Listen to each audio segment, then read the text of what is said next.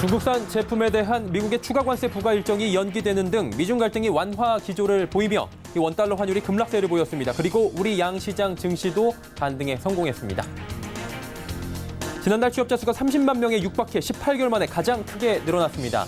반면 실업자 수도 7월 기준 19년 만에 최고치를 기록했습니다. 우리나라의 백색 국가에서 일본을 제외하는 안이 오늘 행정 예고됐습니다. 산업통상자원부는 국민참여입법센터에서 이 같은 내용을 포함한 개정안을 행정 예고하고 앞으로 20일간 의견을 밝혔다고 밝혔습니다. 박영선 중소벤처기업부 장관이 올 연말까지 불화수소 국산화가 가능하다고 공언했습니다. 다만 일본이 다른 변수를 일으키지 않는 경우를 전제로 했습니다. 센 뉴스 플러스 시작합니다.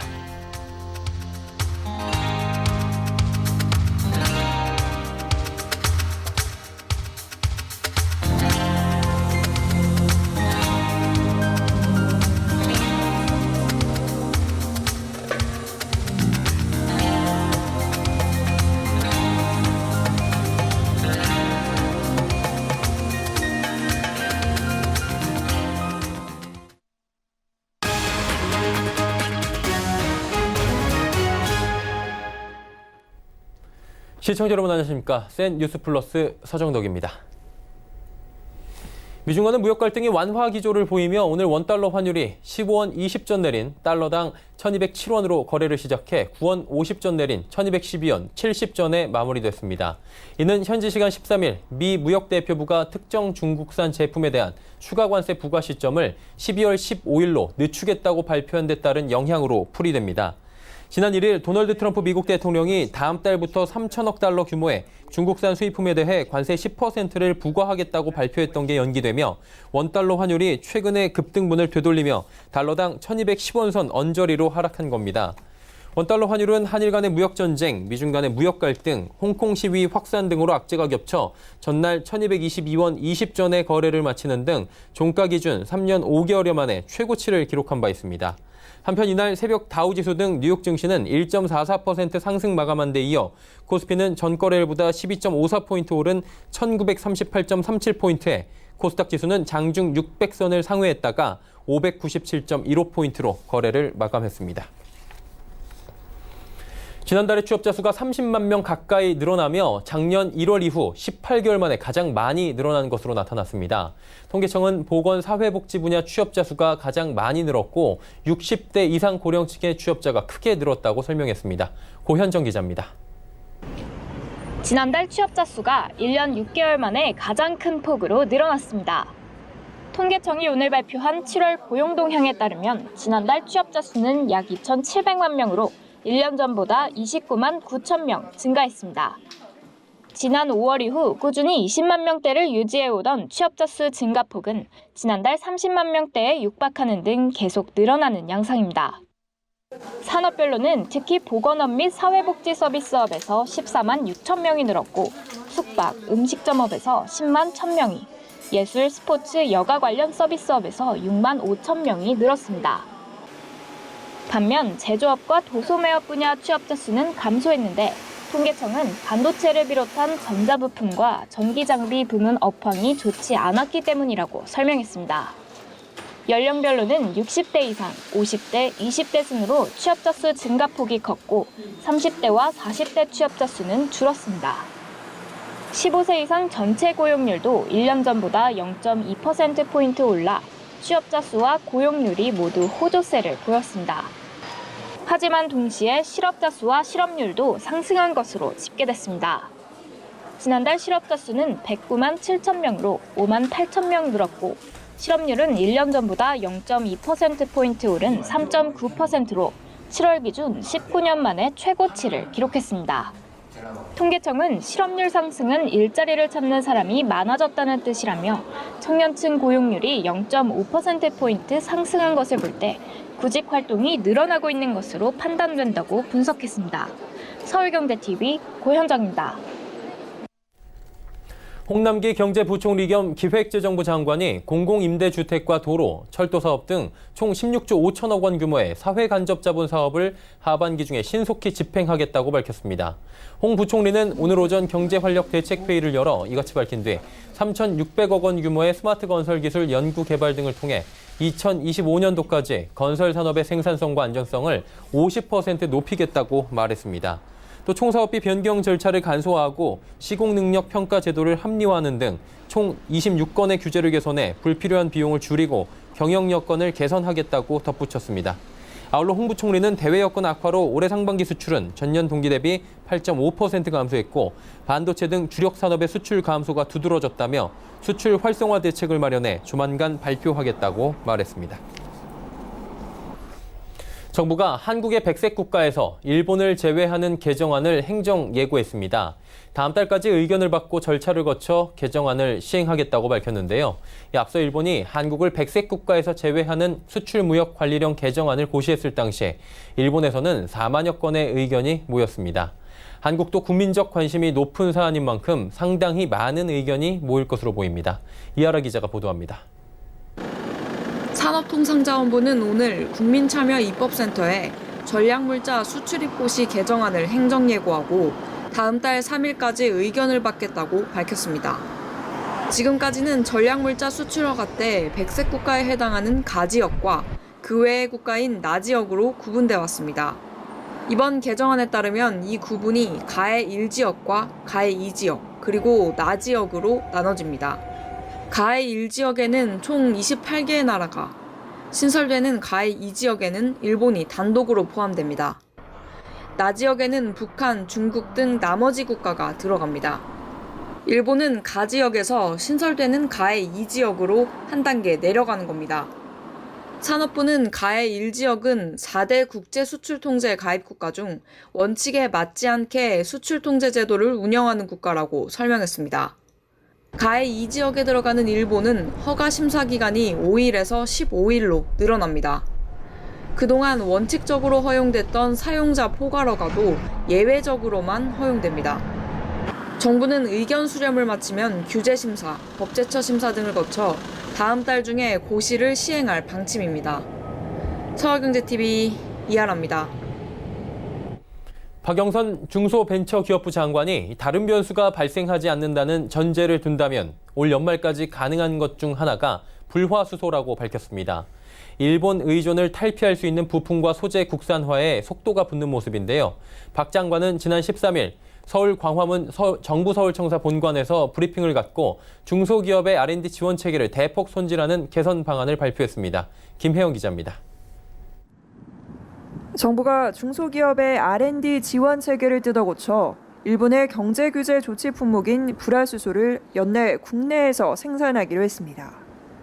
미래 신산업의 기반인 소재 부품 장비 분야의 기술 독립에 대한 지원을 강화하도록 하겠습니다. 올 연말까지 가능한 것 중에 불화수소가 가능합니다. 현행 단기 소액 중심 지원에서 벗어나서 아이디어 구현에서 스케일업까지 단계별로 충분한 R&D 자금을 지원하도록 하겠습니다. 우선 중소기업의 R&D 지원 규모와 기간을 확대합니다. 초기 단계는 작게 지원하고 이후 역량 수준에 따라 3년 이상 최대 20억 원까지 지원하는 식으로 바뀝니다. 기존에 1년에 1억 원을 지원하는 데 그쳤던 단발성 지원에서 벗어나 실질적인 효과를 창출할 수 있도록 단계별 지원에 나서겠다는 겁니다. 소재, 부품, 장비 분야의 기술 국산화도 적극 추진합니다.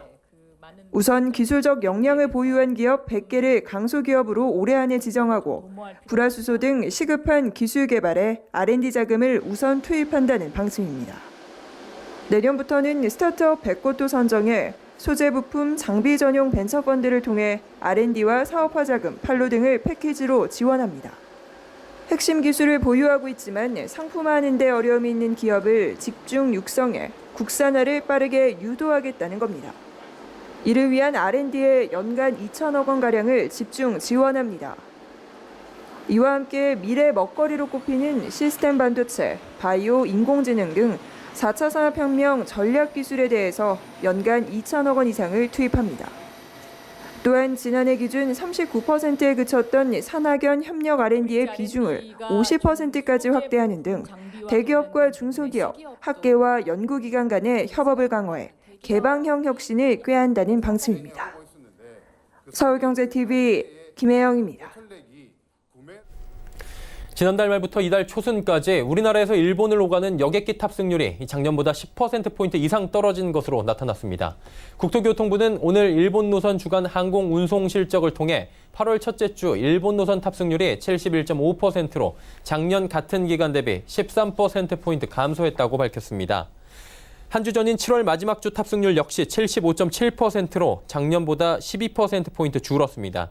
항공업계 관계자는 보이콧 재팬 캠페인 영향으로 일본 여행을 계획했다 취소하는 승객이 늘며 극성수기 탑승률이 이례적으로 곤두박질 친 것 같다며 앞으로도 이런 추세가 지속될 우려가 있어 항공업계에 비상이 걸렸다고 말했습니다. 이에 항공사들은 기존 일본 노선에서의 감편을 결정하고 중국과 동남아 등 대체 노선 발굴에 집중하고 있습니다. 노재팬 운동 한 달 넘게 지속되고 있습니다. 이 주식시장에서도 이로 인한 반사 이익이 기대되는 종목들, 이른바 애국 테마주가 이슈가 되고 있죠. 이 종목들의 실제 반사 이익 정도는 어느 정도일까요? 애국 테마주의 대표 주자라 할 수 있는 신성통상의 브랜드 탑10의 지난달 매출이 전년 대비 20%가 늘어났다고 합니다. 또한 하이트진로의 맥주 테라의 매출 역시 큰 폭의 신장이 있었다고 합니다. 앵커 리포트입니다. 일본 유니클로의 대항마로 꼽혀온 탑10. 탑10을 보유한 신성통상의 주가는 7월 24일 1225원에서 8월 8일 2220원까지 상승했습니다. 8월 7일 한때 2960원까지 치솟기도 했습니다. 그렇다면 기대감으로 상승한 주가만큼 매출도 신장이 있었을까요? 실제로 유니클로에 대한 불매운동 이후 7월 한 달 탑10의 매출은 전년 같은 기간 대비 무려 20% 증가했습니다. 일본의 경제 보복 이후 그것에 관련된 내용의 마케팅은 따로 기획 및 진행하지 않았고 작년 7월을 비교했을 때 매출 같은 경우에는 금년 7월에는 약 20% 정도 매출 신장을 보였습니다. 이러한 반응은 현재 SNS와 온라인몰에서도 그대로 드러나고 있습니다. 특히 유니클로 에어리즘의 대체품으로 소개된 쿨에어의 경우 대다수의 제품이 품절된 상황입니다. 탑10 측은 기세를 몰아 발열네이, 경량 아웃도어 아이템 등 브랜드를 대표할 수 있는 상품 개발을 위해 전폭적인 투자에 나설 예정입니다.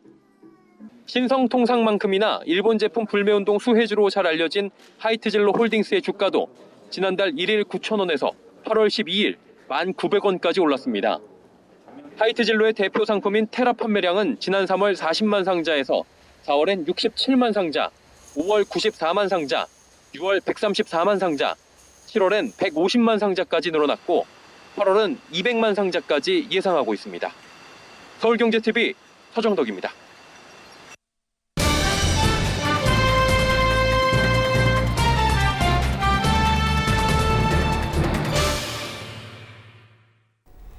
최근 해외 송금 업무만 취급하는 핀테크 스타트업이 늘어나며 은행권을 통하는 것보다 더 싸고 빠른 서비스들이 속속 등장하고 있다고 합니다. 지금은 바로 여름휴가 최고 성수기인 8월입니다. 또 해외 유학생, 그 가족분들이라면 조만간 시작되는 가을 학기를 준비해야 하는 시즌이기도 한데요. 자, 앞으로 해외여행을 떠나실 분들, 유학 자금을 송금하셔야 하는 분들이라면 지금부터 나올 핀테크 해외 송금 서비스 이용하는 법을 참고하시면 좋을 것 같습니다. 자, 오늘은 금융팀의 고현정 기자와 해외 송금 핀테크 기업 모인의 허성영 사업부분장과 함께하도록 하겠습니다. 두 분 어서 오세요.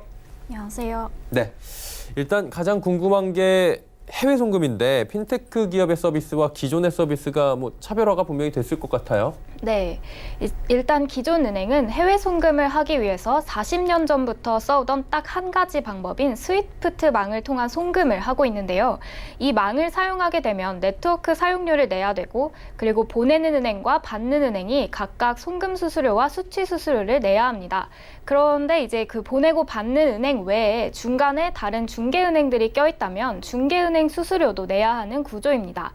반면에 핀테크 기업 같은 경우에는 블록체인, 풀링, 프리펀딩 등 해외 송금을 위한 여러 가지 수단을 구비해 놓고 나라별로 가장 좋은 조건으로 이 취사 선택을 하게 됩니다. 그렇기 때문에 평균 6분의 1, 최대 20분의 1 수준으로 수수료가 낮아지게 되는데요. 그렇게 되면 100만 원을 보낼 때 그동안 6, 7만 원이 들었다면 이제는 6, 7천 원에 보낼 수 있게 되는 겁니다. 한마디로 중개 상인들이 안에 많이 있었는데 그 부분이 사라지고 직거래가 가능하게 돼서 최대 10분의 1 정도까지 줄어들 수 있다라는 부분인데 이게 어떻게 하면 되는지 궁금해지네요. 네, 매우 간단한데요. 네. 일단 휴대폰에 해당 핀테크 기업의 앱을 다운로드를 받습니다. 처음에 신분증으로 본인 인증을 하게 되고 그리고 자신이 이체하는 데 쓸 한국 계좌의 그 은행 이름과 계좌 정보를 입력합니다. 이제 이러면 사실상 가입 절차는 끝이 나게 되는데요. 이제 해외 송금을 하고 싶을 때 앱에 들어가서 보내고자 하는 나라를 선택하고 수취인의 정보와 그 금액을 입력하게 되면 이제 그 사용자의 한국 계좌에서 핀테크 기업이 부여한 그 가상 계좌로 돈이 이체되면서 해외 송금이 몇 분 안에 끝나게 됩니다. 네, 진짜 간단하고요. 뭐 이럴 때마다 느끼지만 세상 좋아졌다 이런 생각이 문득 듭니다. 제가 듣기로는 국내에 현재 25개 정도의 이런 핀테크 기업이 있다고 들었어요. 허성현 사업부문장께 여쭤보도록 하겠습니다. 기업별로 또 차별화가 돼 있을 텐데 어떤 식으로 돼 있습니까? 네, 차별화가 분명히 있습니다. 그래서 크게는 기술적인 차이점 그리고 어느 국가로 송금하는지에 따라 차이점이 발생합니다. 각 국가별로 이제 송금하기 용이한 기술이 다 따로 있고요. 그 기술을 어떻게 조합하고 또 잘 효율적으로 관리해서 가장 좋은 서비스를 고객분들에게 드리느냐에 따라서 차이점이 발생합니다. 또한 국가별로도 차이가 있습니다. 이제 어느 나라 위주로 송금을 주로 하느냐에 따라서 어떤 국가들은 동남아시아 국가를 위주로 하는 국가들도 있고 어떤 나라들은 또 영미권 국가를 위주로 하는 그런 회사들도 있습니다. 한마디로 뭐 어느 국가에 따라서 어떤 식으로 지금 진행을 하느냐 이 부분이 굉장히 또 달라져 있고, 그러니까 국가도 다르고 뭐 어느 타겟팅을 하느냐 이 부분에 따라서 다 다른 것 같은데 모이는 어때요? 네, 저희는 지금 영미권 국가 위주로 타겟팅을 하고 있습니다.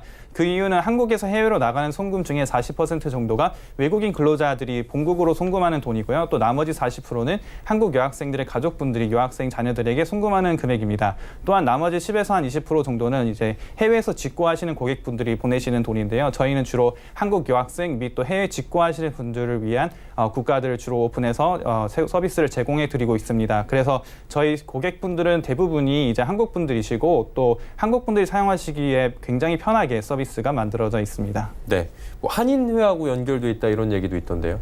네, 저희가 이제 특별히 학생회와 제휴를 맺어서 학생들에게는 공짜 또는 파격적인 수수료 할인 혜택을 드리고 있습니다. 저희 서비스 처음 만들었을 때부터도 이제 해외 유학 경험을 기반으로 해서 어떻게 하면 송금 수수료를 이렇게 저렴하게 할 수 있을까를 고민을 많이 했었고요. 그런 고민을 공유하면서 지금 유학생분들에게 특별한 할인 혜택을 드리고 있습니다.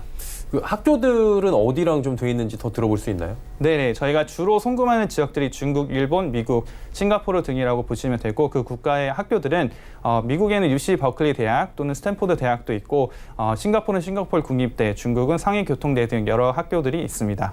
네. 한마디로 뭐 우리가 이름 들어본 학교들도 굉장히 많이 있는 것 같고요. 송금 수수료 아껴보시고 뭐 이런 방법들도 확인 잘 하시면 좋을 것 같습니다. 아시아권에서 특히 강한 기업도 있다고 들었는데 어떻습니까, 고 기자? 네, 센트비 같은 경우가 그런데요. 네. 주로 국내 체류하고 계시는 외국인 노동자분들의 송금 업무 쪽에 집중을 하고 있습니다. 이제 인도네시아, 베트남, 필리핀과 같은 동남아시아권 고객들을 위해서 금융교육도 진행을 하고 있고 또 한국어 교실 같은 비금융 지원까지도 요즘에 열심히 하고 있는데요. 이제 최근에는 필리핀이나 베트남에 현지 무료 환전 서비스도 오픈을 했습니다. 그래서 이 센트비 서비스를 통해서 필리핀이나 베트남 계좌로 돈을 송금을 해두고 미리 환전하지 않고 현지에 가서 찾는 방식인데요. 이때 환전 수수료가 발생하지 않고 그리고 은행 점포보다 더 훨씬 많은 현지 전당포에서 찾을 수 있는 서비스라서 더 이제 필리핀이나 베트남 여행 시에 참고하시면 좋을 것 같습니다. 네. 이게 한마디로 저희가 여행 가기 전에 미리 뭐 쓸 정도까지 환전을 하는 좀 번거로움이 있었고 그날 환율이 달라서 굉장히 민감했는데 이 부분이 사라지게 되고 현지 가서 찾는 방식으로 우리가 여행에 활용할 수 있다 이런 거죠? 네, 그렇습니다. 이제 미리 환전해간 돈을 다 썼더라도 이제 송금 수수료가 싸니까 현지에서 모바일로 추가 송금을 한 뒤에 그 또 무료 환전 서비스를 이용해서 곧바로 바꿀 수 있는 겁니다. 그래서 이 핀테크 기업들의 그 서비스가 확장될수록 이제 해외여행에 이거를 활용하는 분들이 더 많아질 거라고 저는 생각이 들었는데요. 이제 해외여행의 환전의 개념 자체가 바뀔 수도 있게 되는 겁니다. 그리고 또 여행 중에 머무를 숙소에 숙박료를 낼 때도 이제 민박집 사장님한테 미리 돈을 송금할 때도 이 해외 송금 서비스를 활용할 수 있습니다. 예. 한마디로 국내에서도 뭐 먹고 나서 계좌 이체하는 것처럼 해외에 나가서 수수료 저렴하게 이체를 하다 보니까 환전에 대한 압박이 사라질 수 있다, 이런 부분인 것 같습니다. 다 좋습니다. 다 좋은데 궁금증이 생기는 건 이제 기존의 은행권과 비교를 해보자면 인프라망이나 자본면에서 좀 한계가 있는데 그럼에도 불구하고 이 사업에 뭐 굉장히 성공할 수 있는 여러 가지 조건이 있다고 보시는 거죠? 네, 물론입니다. 저희 같은 핀테크 기업의 어떤 기술적인 혁신성 그리고 기술과 동반된 그 혁신의 민첩성의 그 미래가 있다라고 생각을 합니다. 사실 기존 은행권 굉장히 오랫동안 잘 써왔습니다. 하지만 오랫동안 그 써왔던 그 기간 동안에 사실은 그 비대해진 조직을 혁신시키기에 너무 많은 비용이 발생하게 되고, 또한 과거 수십 년간 써온 시스템은 개선하기 쉽지 않은 그런 구조로 되어 있습니다. 하지만 저희 같은 핀테크 업체들은 굉장히 빠르게 기술을 혁신하고 이로 인해서 빠른 기술 혁신을 이룰 수가 있었습니다. 압도적으로 우수한 서비스를 빠른 시간 안에 개발할 수 있고요. 또 해외에 새로 개발되는 기술들도 빠르게 적용시켜서 국내에 있는 고객분들에게 전달해 드릴 수가 있습니다. 해외 송금 시장 또한 현재 700조 원 이상의 규모를 가지고 있는 시장이고 매년 빠르게 성장하고 있습니다. 그리고 현재 저희가 제공해 드리고 있는 한도는 송금 건당 3,000불에 연간 3만 불 수준으로 제공해 드리고 있는데요. 이번 달에는 5,000불에 또 연간 5만 불 한도로 늘어날 예정에 있습니다. 이러한 규제적인 부분들이 계속해서 개선이 된다면 저희와 같은 혁신적인 핀테크 기술이 더욱더 발전하고 또 미래성이 밝을 거라고 확신합니다. 네. 최근에 핀테크 기업들의 도전들을 저희가 많이 듣게 됐는데 오늘은 해외 송금을 전문으로 하는 기업들에 관련된 이야기 들어봤고요. 이 부분을 통해서 조금씩 일상 속의 금융복지가 높아지고 있는 것 같다라는 생각을 해보게 됩니다. 오늘 두 분과 함께했습니다. 고맙습니다. 감사합니다.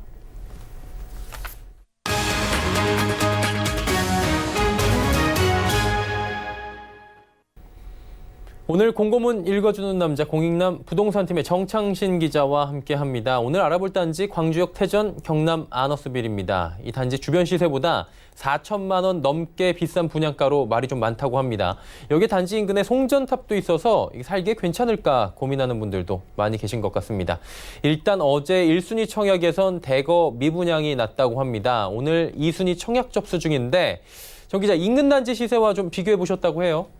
네. 자, 제 뒤로 단지 조감도가 나오고 있는데요. 자, 일단은 국토부 실거래가를 통해서 인근 단지의 시세가 얼마인지를 먼저 알아봤습니다. 자, 준비한 표 보시면요. 일단은 공고문에 이 단지 분양가가 얼마로 책정됐는지를 먼저 짚어볼 필요가 있는데요. 보시면 전용 면적 63제곱미터와 73제곱미터로 이루어져 있고요. 분양 가격은 3억 2,900만 원에서 4억 원 초반대로 책정이 됐습니다. 자, 여기에다가 세대당 발코니 확장 금액이 따로 들어갑니다. 그러니까 전용 면적 63제곱미터 같은 경우에는 1,100만 원을 드려야 되고요. 또 전용 73제곱미터 같은 경우에는 1,300만 원이 추가로 들어갑니다.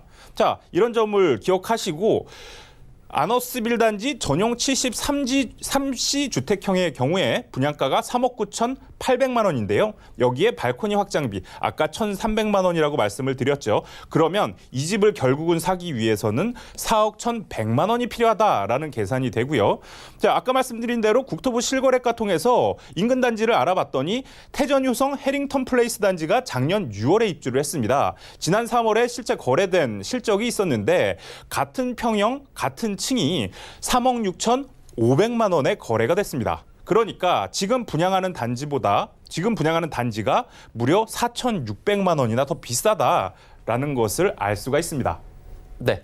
일단 뭐 주변의 단지보다 조금 더 비싸다, 4,600만 원 정도다라고 콕 집어서 말씀을 해주셨습니다. 대부분 뭐 발코니 확장하고 입주하니까 그렇게 되는 것 같은데, 근데 이게 다가 아니라고 하더라고요. 돈이 더 들어갈 때가 있는 겁니까? 네. 자, 공고문 통해서 이어서 내용을 좀 보시면, 자, 뒤로 공고문이 나오고 있죠.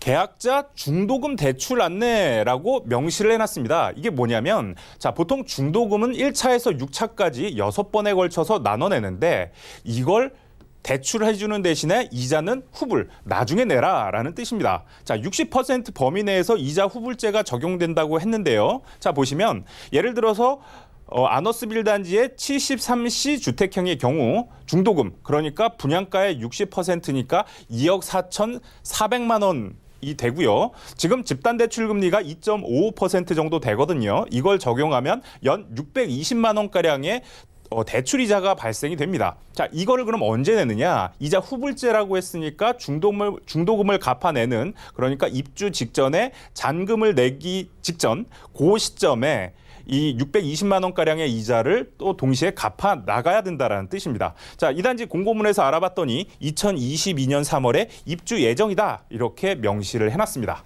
네, 그러니까 다 더해보면 실제로 들어가는 돈이 발코니 확장비 1,300만 원에다가 중도금 대출이자 600만 원 선까지 합치면 4억 2천만 원 정도 된다.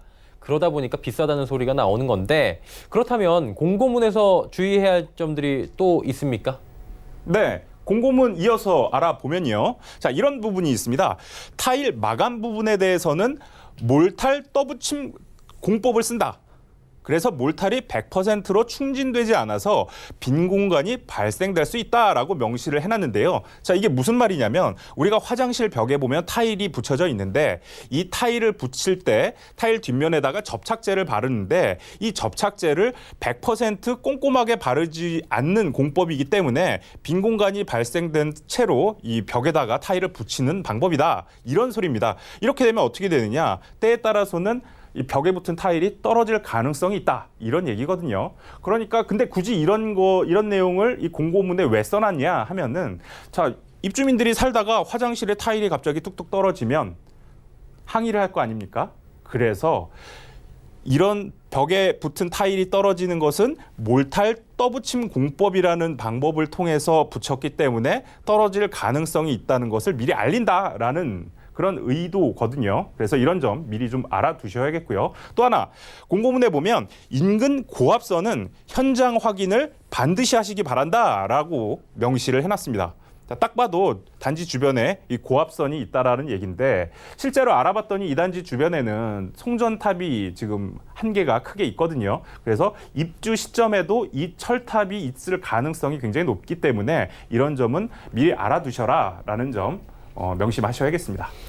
네, 공고문에 나와 있는 여러 가지 사항들 살펴봤는데 뭐 이런 사항들 때문이었을까요? 태전 경남 아너스빌 단지가 어제 1순위 청약 접수에서 미달을 기록했다고요?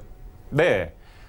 자, 금융결제원 아파트 투유 사이트에서 자, 이 단지 1순위 청약 현황을 좀 정리해 봤는데요. 자, 보시면 총 7개 주택형 중에서 보시면 3개 주택형만 마감이고 나머지 4개는 미달됐습니다.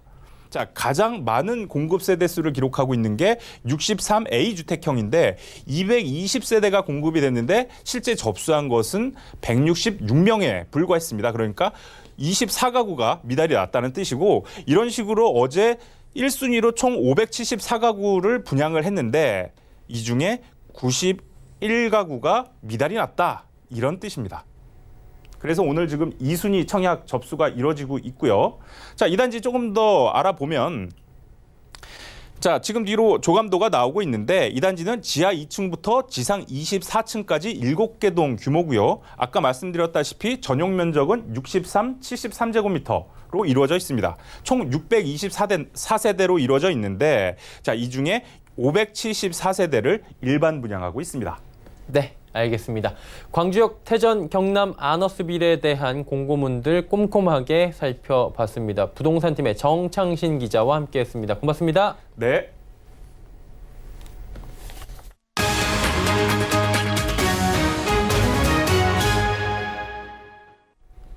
(8월 14일) 오늘은 일본군 위안부 피해자였던 고 김학순 할머니가 이 위안부 생존자 중 최초로 피해 사실을 공개 증언한 날이기도 합니다. 이후 위안부 문제가 국제사회에 알려지게 됐고 정부는 지난해부터 오늘을 국가기념일로 지정을 했습니다. 하지만 아직 그 관심은 발렌타인데이, 화이트데이의 절반에도 미치지 못하는 상황인데요. 매월 14일 무슨 데이라 부르며 즐겁게 보내고 있는 우리지만 8월만큼은 그 의미를 잊지 않았으면 합니다. 뉴스 마칩니다. 고맙습니다.